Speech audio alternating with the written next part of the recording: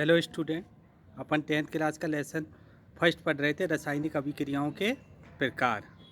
इसमें आपने संयोजन अभिक्रिया, वियोजन अभिक्रिया पढ़ चुके हो। अब अपन पढ़ेंगे ऊष्माक्षेपी अभिक्रिया। ऊष्माक्षेपी अभिक्रिया क्या होती है, इसके बारे में बात कर रहे थे। ऐसी रासायनिक अभिक्रिया जिसमें उत्पाद के साथ साथ ऊष्मा का उत्सर्जन भी होता है, ऊष्माक्षेपी अभिक्रिया कहलाती है। उदाहरण, कोयले का दहन। कोयले का फॉर्मूला मैं पहले पिछले वीडियो में बता चुका हूँ। कोयले का दहन के लिए कोयले का फॉर्मूला है C, और इसको जलाने के लिए ऑक्सीजन चाहिए। तो ये कोयले का दहन करा CO2, साथ में आपको क्या प्राप्त हुई, ऊष्मा। ये हो गए ऊष्माक्षेपी अभिक्रिया। ये तो हो गया नॉर्मल एग्जाम्पल। एक इम्पॉर्टेंट एग्जाम्पल है आपके श्वसन अभिक्रिया। आपके क्वेश्चन भी है, श्वसन अभिक्रिया को ऊष्माक्षेपी अभिक्रिया क्यों कहते हैं। श्वसन अभिक्रिया को ऊष्माक्षेपी अभिक्रिया इसलिए कहते हैं क्योंकि इसमें ग्लूकोज ऑक्सीजन के साथ क्रिया करके हमें ऊर्जा प्रदान करता है, इसीलिए इसे ऊष्माक्षेपी अभिक्रिया कहते हैं। ध्यान देना इसको, और इसका समीकरण लिखना आना चाहिए। ग्लूकोज का सूत्र होता है C6H12O6। ये ग्लूकोज है। जो हमारा भोज्य पदार्थ होता है वो लास्ट में ग्लूकोज के रूप में बदल जाता है। ग्लूकोज ऑक्सीजन के साथ जब क्रिया करता है, एक तरह से दहन की क्रिया का उदाहरण है, यानी ये जलता है ग्लूकोज। और जब तो श्वसन क्रिया का समीकरण आपको लिखना आना चाहिए रसायन C6H12O6 प्लस O2, और इसके फलस्वरूप बनेगा कार्बन डाइऑक्साइड CO2 प्लस जल H2O प्लस ऊर्जा। ये हो गया श्वसन अभिक्रिया। ठीक है, तो ये श्वसन अभिक्रिया का एग्जाम्पल हो गया। तो श्वसन अभिक्रिया इसी प्रकार से जो साग सब्जियां वगैरह जो आप होते हैं उनसे जो खाद के रूप में परिवर्तित करते हैं, वो भी ऊष्माक्षेपी अभिक्रिया का एग्जाम्पल है। ऐसी आपके प्राकृतिक गैस का दहन। प्राकृतिक गैस मतलब मेथेन, इसका समीकरण भी लिखना आना चाहिए, यानी CH4 प्राकृतिक गैस। यहाँ पे क्या तात्पर्य है, मेथेन से। पेट्रोलियम कुओं के ऊपर मिलती है मेथेन, प्लस इसको दहन करेंगे तो देखो किसी भी पदार्थ को जलाते हैं तो आपको पता है कार्बन डाइऑक्साइड, जल और ऊर्जा प्राप्त होती है। या ऊष्मा भी बोल सकते हैं आप। ठीक है, तो प्राकृतिक गैस के दहन का समीकरण आपसे पूछ ले तो ये भी लिखना आना चाहिए। अब इसी में अपन एक और अभिक्रिया पढ़ने जा रहे हैं, ऊष्माशोषी अभिक्रिया।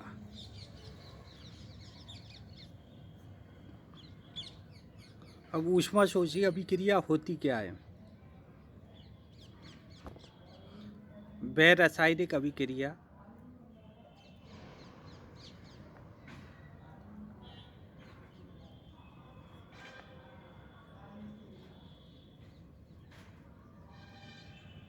जिसको संपन्न कराने के लिए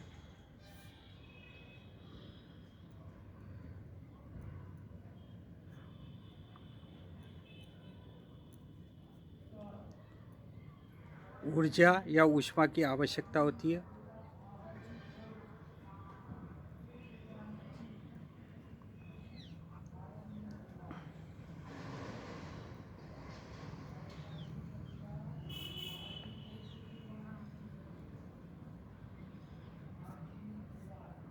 ऊष्माक्षेपी अभिक्रिया कहलाती है।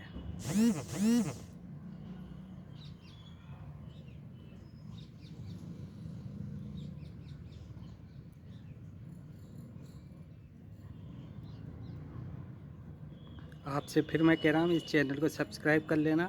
इसमें समय समय पे वीडियो आते रहेंगे। ग्रुप में नहीं आके फिर वो आपका अगर सब्सक्राइब रखा है तो आपको नोटिफिकेशन आते रहेंगे, आप इसको देख सकते हो वीडियो को। समझ गए। तो वह रासायनिक अभिक्रिया जिसे संपन्न कराने के लिए ऊर्जा की आवश्यकता होती है, ऊष्माक्षेपी अभिक्रिया कहलाती है। उदाहरण, बहुत जाना पहचाना उदाहरण है, कैल्शियम कार्बोनेट। वियोजन अभिक्रिया में पढ़ा था अपन ने, कैल्शियम कार्बोनेट। अगर इसको ऊष्मा दो, यानी त्रिभुज का निशान लगा दिया ऊष्मा, ऊष्मा देने पर ये अपने अवयवों में टूट जाएगा। Calcium oxide plus carbon dioxide. इस प्रकार से ये ऊष्मा शोषी अभिक्रिया का एग्जाम्पल हो गया, क्योंकि इसको वियोजन के लिए ऊष्मा की आवश्यकता पड़ी। वियोजन अभिक्रिया ऊष्मा शोषी का जैसे प्रकाशीय वियोजन, उसमें भी प्रकाश की ऊर्जा की आवश्यकता पड़ी, तभी तो silver chloride, silver plus chlorine में बहुत सारे एग्जाम्पल हो सकते हैं किसी भी अभिक्रिया के, तो ये ध्यान में आपको रखना है। ऊष्मा शोषी अभिक्रिया हो गया। अब अपन पढ़ने जा रहे हैं विस्थापन अभिक्रिया। विस्थापन नाम से ही पता लग रहा है किसी के स्थान पर आना। विस्थापन अभिक्रिया कौन सी? ऐसी रासायनिक अभिक्रिया, ऐसी रासायनिक अभिक्रिया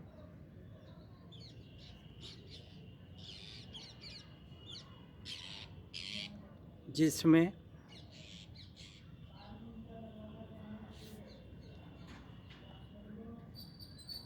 ऐसी रासायनिक अभिक्रिया जिसमें कम क्रियाशील तत्व,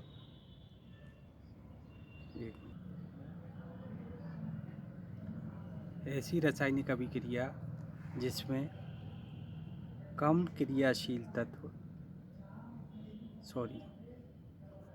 ऐसी रासायनिक अभिक्रिया जिसमें अधिक क्रियाशील तत्व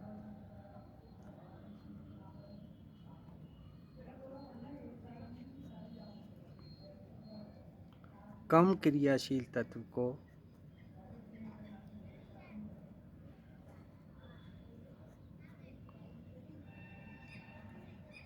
विस्थापित कर देता है।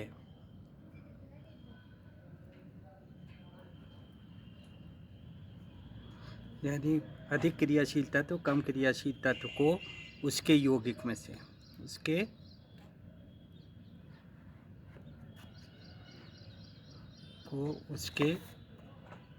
यौगिक में से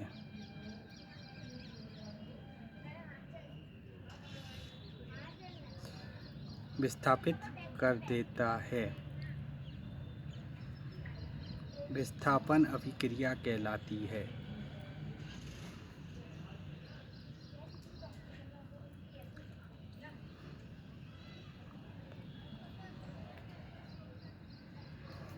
उदाहरण,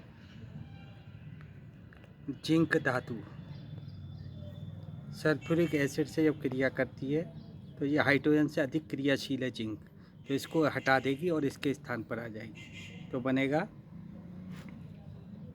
जिंक सल्फेट, और हाइड्रोजन को विस्थापित करती है यानी बाहर निकल गया, तो ये विस्थापन अभिक्रिया क्यों हुई? क्योंकि ये अधिक क्रियाशील तत्व है।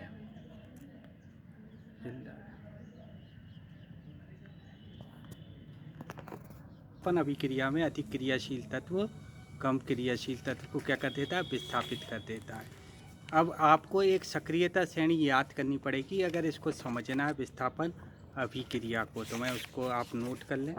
ये है सक्रियता श्रेणी। ये अनेक प्रकार की धातुओं के प्रयोग करे गए, जैसे क्लास में आपके टेस्ट होते हैं उसके आधार पर डिसाइड करा जाता है कि ये बच्चा इंटेलिजेंट है, इसकी रैंक ये।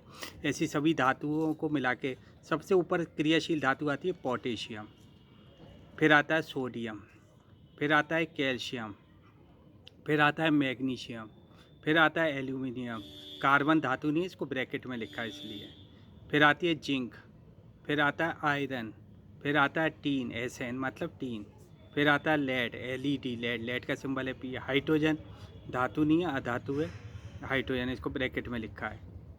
कॉपर, सिल्वर और चांदी, और सबसे कम क्रियाशील धातु है प्लेटिनम। सोना चांदी सबसे कम क्रियाशील धातु हैं, इसलिए इनके आभूषण बनाए जाते हैं, आपने 8th क्लास में पढ़ा है। पोटेशियम और सोडियम सबसे अधिक क्रियाशील धातु हैं, इनको सबसे ऊपर रखा गया है सक्रियता श्रेणी में, इसलिए इन्हें केरोसिन में रखा जाता है, क्योंकि वायु में रखते ही ये क्या करते हैं? रिएक्शन करने लगते हैं, जलने लगते हैं। अभी आपने जो रिएक्शन देखी थी, जिंक ने हाइड्रोजन को हटाया, क्योंकि जिंक क्या है? अधिक क्रियाशील है, और हाइड्रोजन क्या है? कम क्रियाशील है, इसलिए हटा दिया इसने, ध्यान रखना, ठीक है। तो ये इस पर डिसाइड होता है। और आपको एक और एग्जांपल बता रहा हूँ मैं, जैसे जेरा, इसमें देखा जिंक है, हाइड्रोजन को हटा देगा, सक्रियता श्रेणी में ऊपर आता है, तो जिंक ने हाइड्रोजन को हटा दिया, जिंक क्लोराइड प्लस हाइड्रोजन। ऐसी जिंक कॉपर सल्फेट के विलयन में से कॉपर को हटा देगा, ध्यान देना, क्योंकि जिंक सक्रियता श्रेणी में कहाँ आता है, ऊपर आता है, इसलिए जिंक कॉपर को हटा देगा और इसके स्थान पर आ जाएगा जिंक सल्फेट बनेगा, वो कॉपर बाहर हो गया। ऐसी आयरन, आयरन कॉपर से अधिक क्रियाशील है, तो कॉपर सल्फेट के विलयन में से इसको हटा देगा, फेरस सल्फेट बनेगा और कॉपर धातु बाहर हो जाएगी। पर एक बात ध्यान दें, ये रिएक्शन होगी क्या, मैं आपसे एक क्वेश्चन पूछ रहा हूँ, Cu प्लस ZnSO4, ये रिएक्शन नहीं होगी। क्यों नहीं होगी? क्योंकि कॉपर जिंक को नहीं हटा सकता, कॉपर जिंक से कम क्रियाशील है। अब आप कहोगे सर कैसे, तो ये श्रेणी याद होनी चाहिए। देखें आप, कॉपर, कॉपर देखो इसमें नीचे आ रहा है और जिंक आ रहा है ऊपर। जिंक अधिक क्रियाशील है, कम क्रियाशील जिंक को नहीं हटा सकता, इसलिए ये रिएक्शन नहीं होगी। ध्यान देना इस बात को, समझ गए। अब आ गए विस्थापन अभिक्रिया हो गई। अब इसके बाद पढ़ेंगे अपन द्विविस्थापन अभिक्रिया। द्विविस्थापन अभिक्रिया, ये रिएक्शन क्या है, इसमें दो यौगिक अपने आयनों का आदान प्रदान करते हैं। ऐसी रासायनिक अभिक्रिया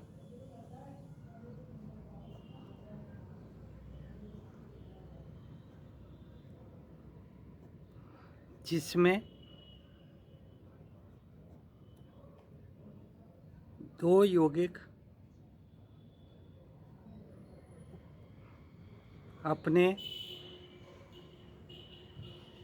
आयनों का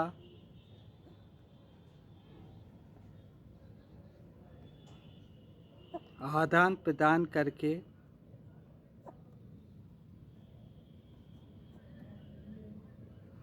दो नए यौगिकों का निर्माण करते हैं।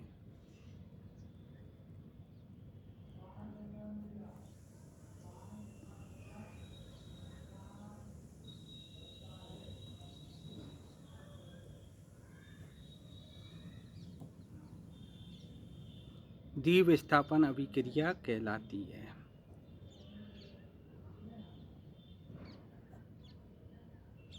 इसका एग्जाम्पल भी देखेंगे अपन।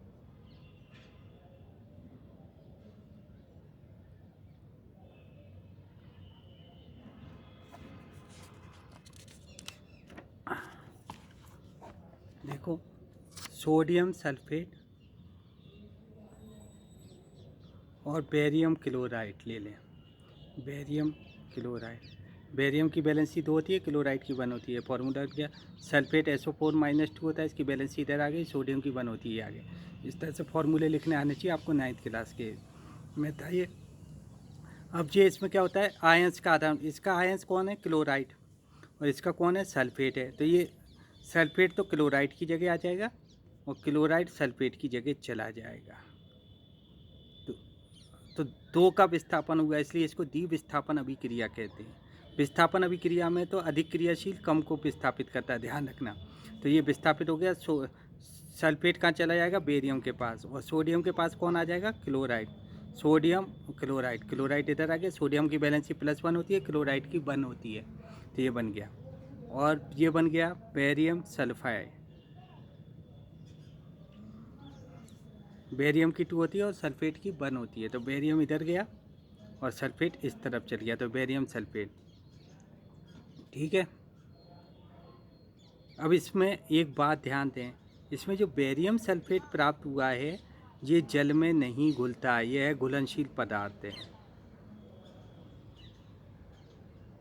सॉरी, यह घुलनशील पदार्थ है।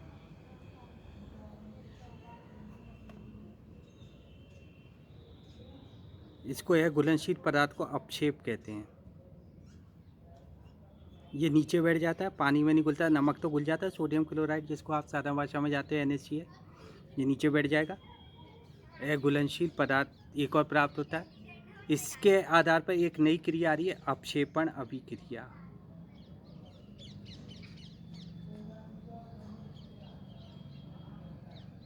ऐसी रासायनिक अभिक्रिया, इसकी क्या डेफिनेशन हो गई?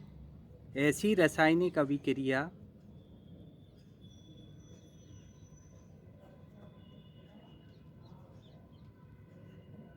जिसमें उत्पाद,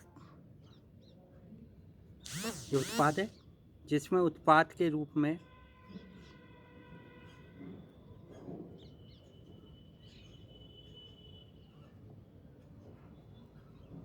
अघुलनशील पदार्थ प्राप्त होता है,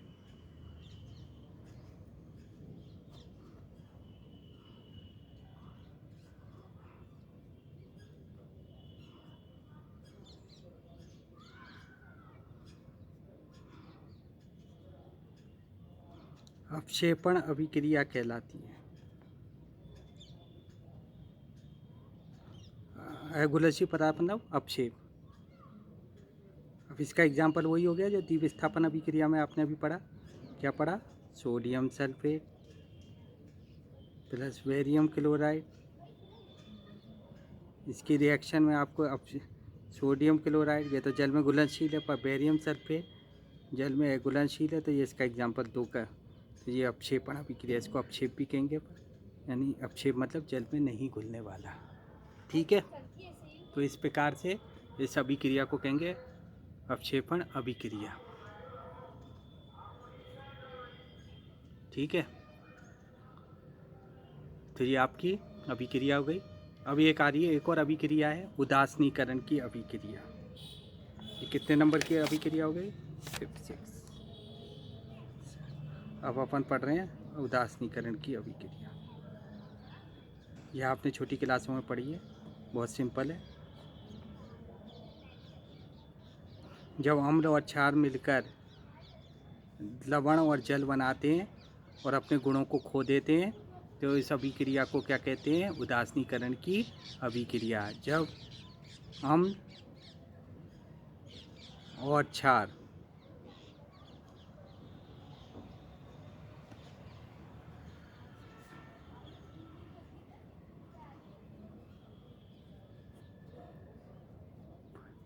वे अपने गुणों को खो देते हैं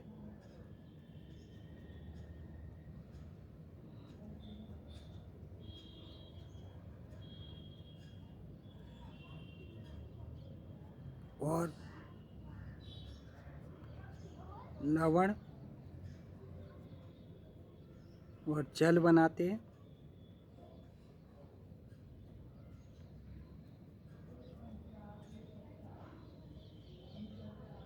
उदासीनीकरण की अभिक्रिया कहलाती है।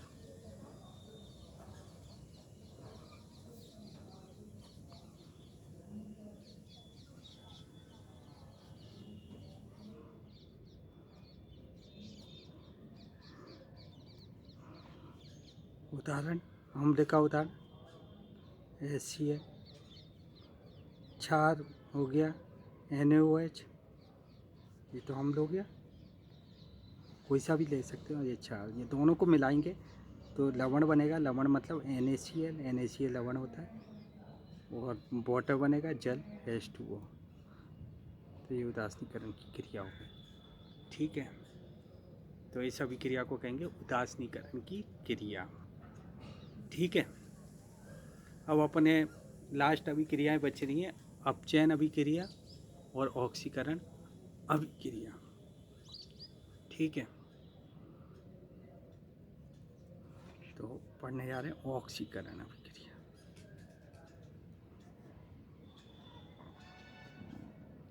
अभिक्रिया सुनना, ध्यान देना। जब किसी पदार्थ में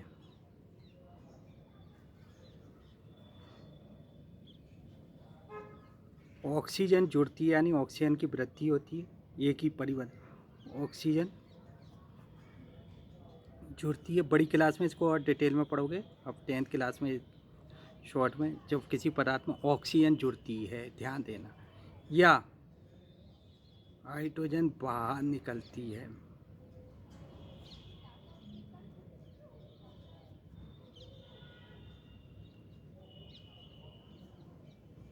ऑक्सीकरण अभिक्रिया कहलाती है। फिर मैं कह रहा हूँ